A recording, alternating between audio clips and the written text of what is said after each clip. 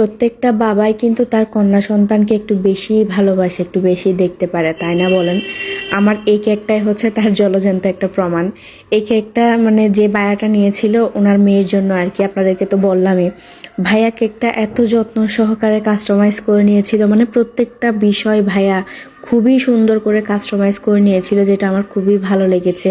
এ তো এখানে দেখতে পাচ্ছেন নামটা, এরপরে হচ্ছে যে মাশরুমগুলা, প্রত্যেকটা বিষয় ভাইয়া খুবই যত্ন সহকারে মানে তার মেয়ের জন্য আর কি নিয়েছিল কাস্টমাইজ করে। তো এই তো এখানে দেখতেই পাচ্ছেন আমার কেকটা আজকে প্রায় শেষের দিকেই। কেকটাকে আমি সুন্দর মতো প্রত্যেকটা বিষয়, খুঁটিনাটি বিষয় আর কি, যেগুলো ভাইয়া কাস্টমাইজ করে নিয়েছিল আমিও নিজেই খুব যত্ন সহকারে করলাম।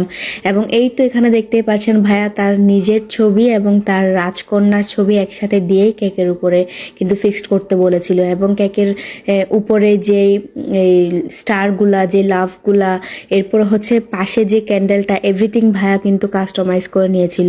তো আমার এই কেকটার ফাইনাল লুকটা আপনাদের কাছে কার কার কাছে কেমন লেগেছে আপনারা কিন্তু অবশ্যই কমেন্ট করে জানাবেন এবং আমাদের সাপোর্ট করে আমাদের পাশে থাকবেন। আল্লাহ হাফেজ।